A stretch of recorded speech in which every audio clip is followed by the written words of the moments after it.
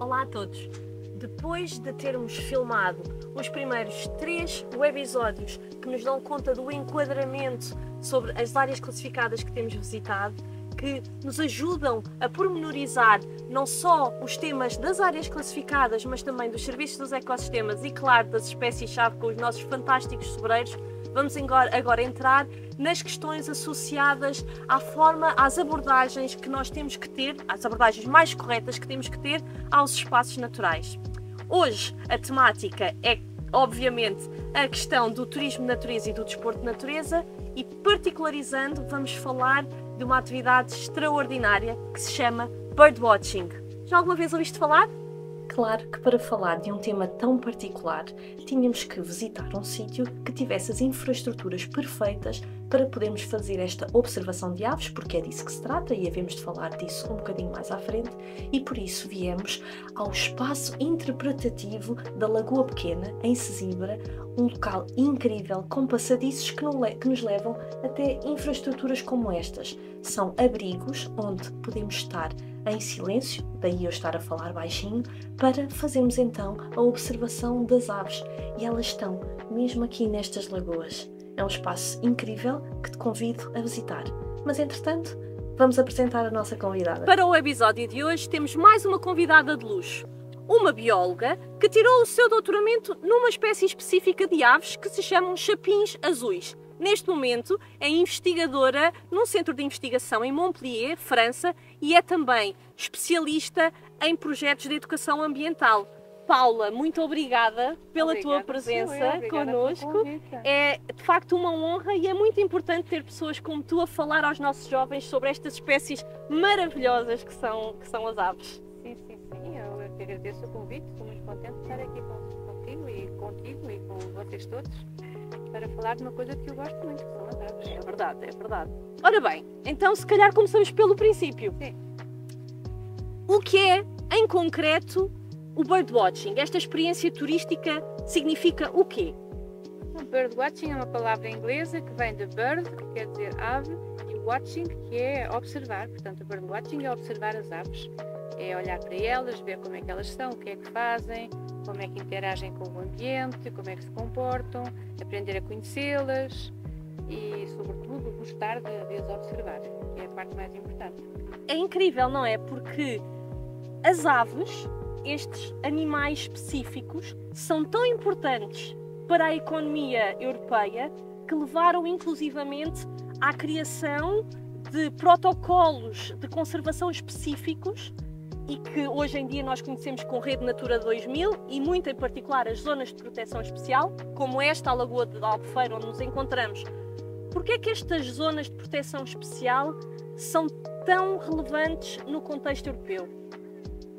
Então, a Europa tem uma diversidade de habitats muito grande e há muitos habitats que estão bastante estragados, porque nós fazemos muito estrago em todo lado, ou por fazermos agricultura de maneira que não deve ser, ou porque deitamos lixo, ou porque fazemos poluição, ou porque construímos em sítios onde não temos construir, e isso faz com que esses sítios que são habitats para muitas espécies animais e vegetais, nomeadamente aves, quando estão estragados já não conseguem acolher as espécies e, portanto, é muito importante haver zonas que são preservadas desses estragos, preservadas da ação humana, para dizer a verdade é mesmo isso, que é para poder preservar as espécies, para elas poderem continuar a nidificar, a invernar, a alimentar-se, a reproduzir-se e, portanto, tem que ser espaços que são protegidos para impedir as pessoas de fazer estragos, é mesmo isso. E há espécies que são mais sensíveis à perturbação e nas áreas em que existem essas espécies é ainda mais importante preservá-las das ações negativas. Isso leva-me à próxima pergunta, que é, tu dizes que essas espécies são mais sensíveis, muitas delas provavelmente também são mais raras, são quase assim os cromos mais raros das cadernetas de cromos, não é? Podíamos dizer que são as cadernetas de cromos das aves. Como é que esses comportamentos abusivos que tu falaste devem ser evitados? Ou como é que os nossos jovens podem saber o que é que podem e o que é que não podem fazer? nestes espaços. Esta história da caderneta de cromos é engraçado porque é mesmo isso. Os birdwatchers gostam muito de fazer cruzinhas nas espécies de aves que já viram e é mesmo como uma caderneta de cromos. E há espécies que são mais raras e há pessoas que são capazes de fazer tudo para ir pôr a cruzinha no nome dessa espécie para dizer que já viram. Milhares de quilómetros. Milhares de quilómetros. Já há birdwatchers que ouvem dizer que tal é uma espécie assim em tal sítio, pegam no carro, alguns até no avião, para ir lá ver os cromos. E pronto, esses que fazem isso muitas vezes são mais sensibilizados aos problemas de conservação e tal, mas nem toda a gente percebe que pode fazer muitos estragos. Portanto, a educação ambiental é uma coisa fundamental. A gente tem que perceber as consequências do nosso comportamento. E quando fazemos alguma coisa que destrói um habitat ou só que perturba uma ave, temos que saber que às vezes se perturbamos, por exemplo, uma ave que está a nidificar, ela pode desaparecer e nunca mais voltar. Foge de medo, abandona os pequenos que estão no ninho e pode não voltar para esse sítio. E, portanto, a educação ambiental é uma coisa fundamental. Como podes ver, eu já fui buscar os meus binóculos e a próxima pergunta para ti é precisamente essa. Para nos iniciarmos, é preciso termos assim material específico? É importante termos alguma coisa para conseguirmos fazer esta atividade em condições? É importante, mas não é preciso ser material muito caro. O principal material são os olhinhos.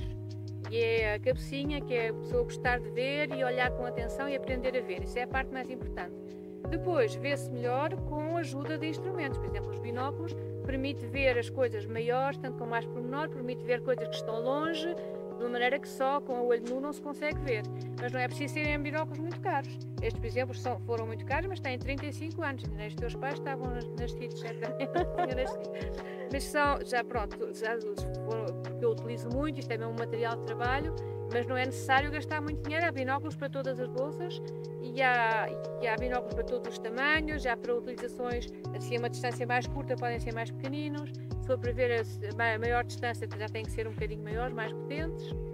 E depois há os telescópios também, para ver ainda mais longe há telescópios, mas isso já é um bocadinho para profissionais. É mais para profissionais, mas é interessante, por exemplo, ir a saídas de campo onde haja profissionais que nos emprestam os telescópios para a gente ver, porque um sítio como este, por exemplo, em uma lagoa assim, eu com os binóculos consigo ver bastante longe, mas com o telescópio consigo mesmo ver tudo o que se passa do outro lado. Por exemplo, do outro lado está um monte de gaivotas e corvos marinhos que mesmo com os binóculos não vejo muito bem. Se eu tivesse um telescópio aqui, via muito mais. E isso é muito importante para identificar determinadas espécies. Para identificar as espécies e para ver, observar as aves sem as perturbar. Quanto mais longe a gente estiver, menos as perturba. Isso é uma coisa muito importante.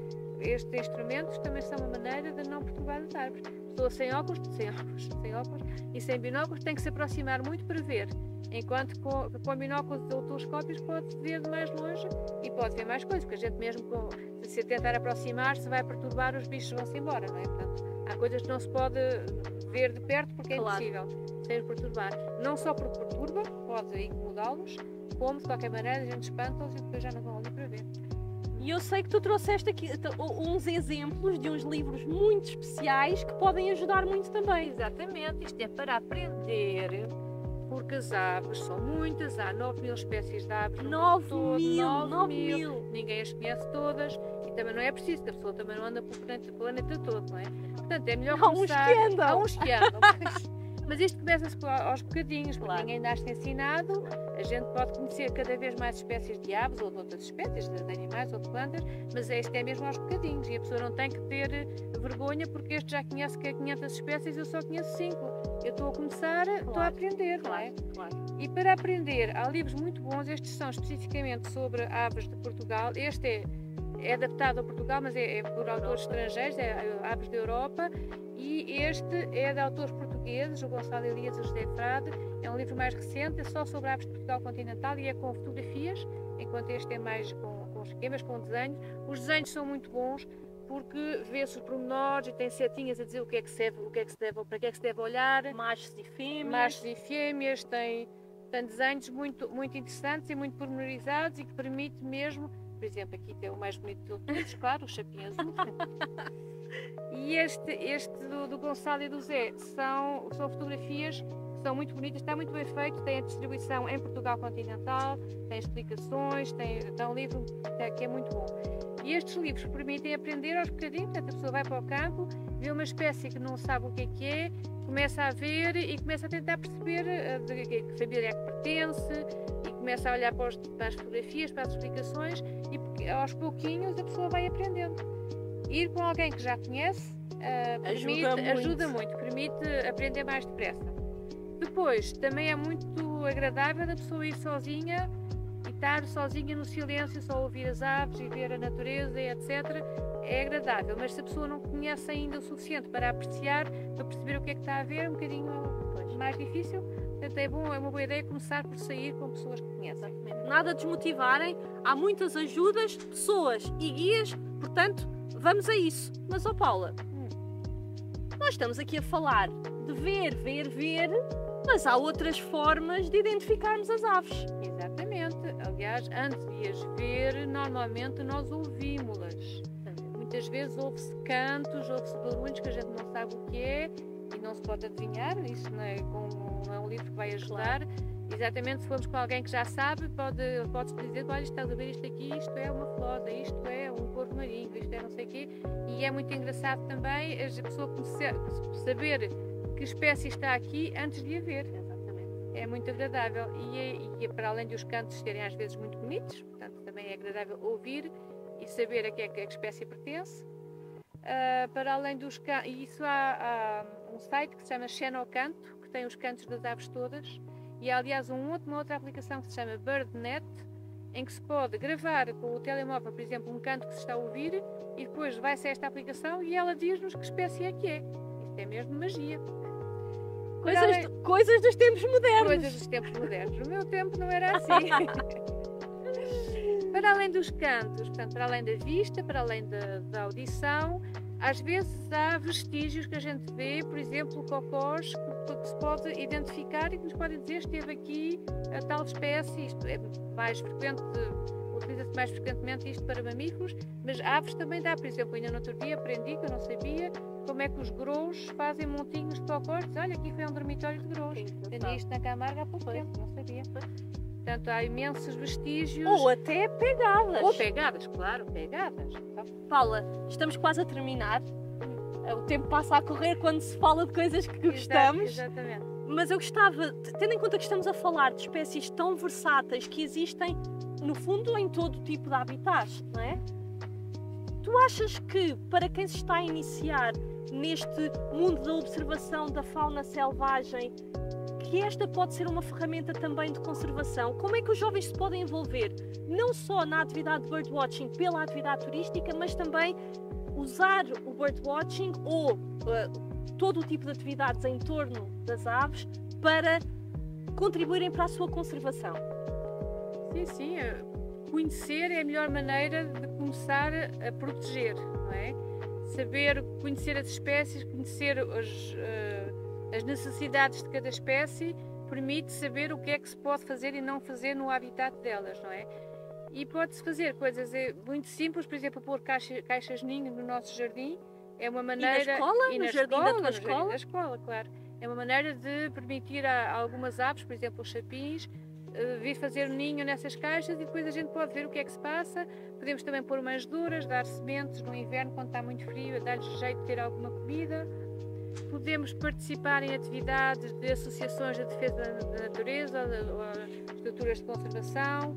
Podemos trabalhar com a SPEA, com a Sociedade de Proteção das Aves, em atividades específicas de estudo e conservação de espécies de aves ou de habitats. A SPEA e outras estruturas fazem, por exemplo, anilhagem. A anilhagem é pôr uma espécie de uma pulseira em metal com um número gravado, que é como um bilhete de identidade, permite identificar o bicho.